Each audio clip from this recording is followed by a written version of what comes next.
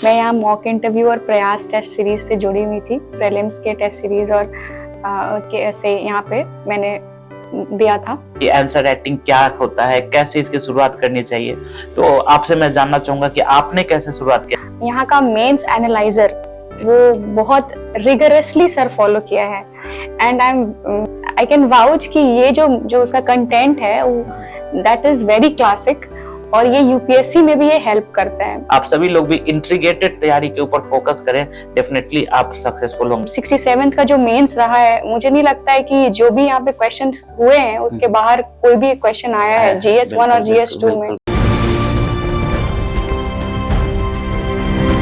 Hello everyone, perfection IAS में आप सभी का स्वागत है। फ्रेंड्स, आज हम लोगों के साथ हैं मीरा। मैं बता दूं कि हाल ही में जो बीपीएससी 67th हुआ है उसमें इनका रैंक उसमें इनको आरडीओ के पोस्ट पर इनका चयन हुआ है। सबसे पहले तो हमारी पूरी टीम परफेक्शन आईएएस की तरफ से आपको हार्दिक शुभकामनाएं, हार्दिक बधाई। और मैं पहले तो ये कहना चाहूंगा कि आपको जो भी कर्तव्य मिले हैं, जो भी आपको कार्य मिले हैं, इस कार्य का निर्वहन आप बेहतर तरीके से करें और राज्य के विकास में, राष्ट्र के विकास में अपना योगदान दें। तो फर्स्ट ऑफ ऑल मैं आपसे जानना चाहूंगा कि जो स्ट्रैटेजीज हैं वो स्ट्रैटेजीज के बारे में, और भी जो हमारे व्यूअर्स को जो भी डाउट्स होंगे उससे भी रिलेटेड क्वेश्चन जो है वो मैं आपसे जानना चाहूंगा। तो फर्स्ट ऑफ ऑल आप मुझे पहले तो इंट्रोडक्शन बता दें हमारे व्यूअर्स को और उसके बाद अपने स्ट्रैटेजीज के बारे में प्लीज बताएं। Thank you sir. पहले तो परफेक्शन आईएएस ने मुझे यहाँ बुलाया, इसके लिए I am very very thankful. And my name is Meera. मैं यहाँ मॉक इंटरव्यू और प्रयास टेस्ट सीरीज से जुड़ी हुई थी। प्रीलिम्स के टेस्ट सीरीज और से यहाँ पे मैंने दिया था सर। और जो मैंने अपना प्रिपरेशन 2020 से स्टार्ट किया है। अच्छा। 2020 से शुरू किया है मैंने अपना प्रिपरेशन। शुरुआत में तो सर मैंने यूपीएससी का प्रिपरेशन शुरू किया था, लेकिन फिर उसके साथ साथ मुझे लगा कि बीपीएससी भी किया जा सकता है, क्योंकि फर्स्ट अटेम्प्ट में यूपीएससी नहीं हुआ, सेकंड में भी नहीं हुआ सर। तो उसके बाद लगा कि बीपीएससी की तरफ अपना अटेंशन थोड़ा किया जाए। तो फिर मैंने बीपीएससी दिया, 66 दिया सर, तो उसमें मेंस में नहीं हुआ। फिर उसके बाद फिर 67 दिया, तो फिर उसके बाद मैंने फाइनल सिलेक्शन लिया एज एन आरडीओ। बिल्कुल बिल्कुल। तो इनका 67th में फाइनल सिलेक्शन हुआ है आरडीओ के पोस्ट पे। मीरा, मैं आपसे जानना चाहूंगा कि जो काफी एस्पायरेंट्स होते हैं उनको मेंस के लिए काफी डाउट्स होते हैं, तो मेंस में आपकी क्या स्ट्रेटजी रही, क्या आपने बुक्स को फॉलो किया, उसके बारे में प्लीज बताएं। सर, ये एक इंटीग्रेटेड एग्जाम है, तो मैं सबसे ज्यादा जिस पे फोकस करूंगी मैं, मतलब कि सबसे पहले तो आप मेंस प्रिपेयर रहिए। आप और हमेशा अपना प्रिपरेशन इंटीग्रेटेड रखिए। इनफैक्ट जो पर्सनालिटी टेस्ट होता है उसमें भी सर मुझे लगता है कि उसको भी उस चीज को भी ध्यान में रखना चाहिए। लेकिन मेंस सबसे इम्पोर्टेंट है, क्योंकि सबसे ज्यादा मार्क्स कैरी करता है सर। एग्जैक्टली सर, तो उसके लिए अगर मेरा बात देखा जाए तो सर मैंने यहाँ का मेंस एनालाइजर वो बहुत रिगरसली सर फॉलो किया है एंड आई कैन वाउच कि ये जो उसका कंटेंट है दैट इज वेरी क्लासिक और ये यूपीएससी में भी ये हेल्प करता है। मैंने यहाँ का मेंस एनालाइजर सितंबर 2022 से पहले से कलेक्ट करना स्टार्ट किया है। अच्छा। और मैं हर मंथ का मेंस एनालाइजर एटलीस्ट 3 से 4 बार रिवाइज की हूँ, मतलब खुद से ही। तो मुझे लगता है कि मेंस के लिए अगर बीपीएससी की बात की जाए तो यहाँ का मेंस एनालाइजर जो है हर टॉपिक के लिए मोर देन सफिशिएंट है। इट्स जस्ट कि आपको उस पर ट्रस्ट करना होगा, उसके सेल्फ नोट्स बनाने होंगे और उसका कंटिन्यूअस रिविजन करना होगा। That is the only thing that can lead towards your selection. Trust is the process. Exactly. क्योंकि सर ये 1-2 दिन का एग्जाम नहीं है। The exam process only takes a year और 1 साल पहले से आप तैयारी कर रहे हैं सर। तो इस चीज के लिए आपको कंटेंट पे, अपने ही कंटेंट पे आपको भरोसा रखना पड़ेगा। बिल्कुल। ट्रस्ट तो सबसे पहला प्रीरिक्विजिट कह सकते हैं। आपको खुद के ऊपर भी ट्रस्ट रखना पड़ेगा, आपको अपने जो कंटेंट हैं, अपने जो मेंटर्स हैं, फैकल्टीज हैं, आपके फ्रेंड्स हैं, सबके ऊपर आपको ट्रस्ट रखना पड़ेगा।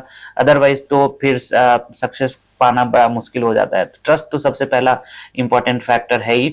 और दूसरा आपने बताया एनालाइजर मैगजीन के बारे में, तो मैं भी रिकमेंड करना चाहूंगा, आपने भी रिकमेंड किया कि आप देखिए जो भी एस्पिरेंट्स तैयारी कर रहे हैं आप एक बार पढ़ें। बेसिकली वो सारे टॉपिक्स दिए हुए हैं, आपको निश्चित रूप से आप के जो कंटेंट है उसमें वैल्यू एडिशन होगा, इस बात की मैं गारंटी दे सकता हूँ।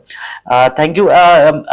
मीरा, मुझे आप बताएं कि आंसर राइटिंग, और एक बात और इन्होंने बताया, आप लोग ध्यान से सुनेंगे, कि प्रिपरेशन जो है, प्रिपरेशन का जो अब मोड हो चुका है वो इंटीग्रेटेड हो चुका है। अब इस तरीके से प्रिपरेशन नहीं कर सकते हैं कि प्रीलिम्स का अलग प्रिपरेशन कर रहे हैं। पहले क्या होता था, प्रीलिम्स और मेंस के बीच में टाइम मिलता था और मेंस का जो टॉपिक्स होते थे वो थोड़े से सेग्रीगेटेड होते थे कि उन टॉपिक्स को भी अगर पढ़ ले तो एग्जाम में क्वेश्चन आ जाता था। बट अब जो है चीजें थोड़ी बदल चुकी हैं। तो आप सभी लोग भी, जो लोग देख रहे हैं, जो लोग इनसे प्रेरणा ले रहे हैं, आप सभी लोग भी इंटीग्रेटेड तैयारी के ऊपर फोकस करें, डेफिनेटली आप सक्सेसफुल होंगे। अब आंसर राइटिंग के बारे में सभी स्टूडेंट्स के बीच में बड़ा डाउट रहता है कि आंसर राइटिंग क्या होता है, कैसे इसकी शुरुआत करनी चाहिए।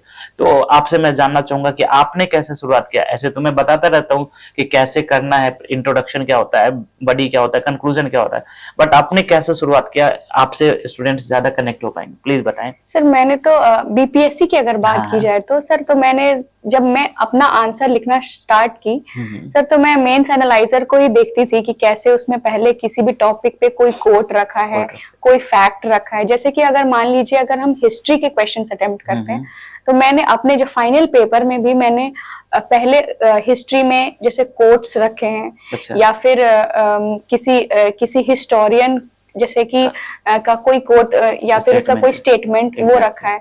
इकोनॉमी और ये के जो क्वेश्चंस हैं, ज्योग्राफी, ये सब के क्वेश्चंस जो हैं उन पे मैंने ये जो रिपोर्ट्स रखे हैं वो रखे हैं। तो ये चीजें मुझे ज्यादा सर्च करने की जरूरत नहीं पड़ी क्योंकि मैं एनालाइजर में दिया था। तो सर मुझे बस उसके शॉर्ट नोट्स बनाने थे। तो मैं बस वही शॉर्ट नोट्स बनाई। और सर मैंने यहाँ का जो 67th के टाइम में जो मेंस आंसर राइटिंग प्रोग्राम जो चला सर, उसके मैंने मॉडल पेपर्स लिए थे। मॉडल टेस्ट पेपर्स जो बाद में मिले वो मैंने लिया, और उन सारे क्वेश्चंस जो, क्योंकि वो मुझे लगे कि वो काफी इम्पोर्टेंट क्वेश्चंस हैं, और ऐसा हुआ भी क्योंकि 67th का जो मेंस रहा है, मुझे नहीं लगता है कि जो भी यहाँ पे क्वेश्चंस हुए हैं उसके बाहर कोई भी क्वेश्चन आया है GS1 और GS2 में। तो ये काफी बेनिफिट हुआ मुझे यहाँ पे। बिल्कुल, आप लोग भी सुन सकते हैं, समझ सकते हैं कि आप अगर टेस्ट को रेगुलरली फॉलो करते हैं, आप उसको बार बार रिवाइज करते हैं, अपने उसके शॉर्ट नोट्स बनाते हैं, तो डेफिनेटली आपको भी सफलता मिलेगी। नेक्स्ट मैं आपसे जानना चाहूंगा कि जो टेस्ट सीरीज देते हैं, बार बार बात होती है कि टेस्ट सीरीज देना चाहिए, कैसे उसको लगाना चाहिए।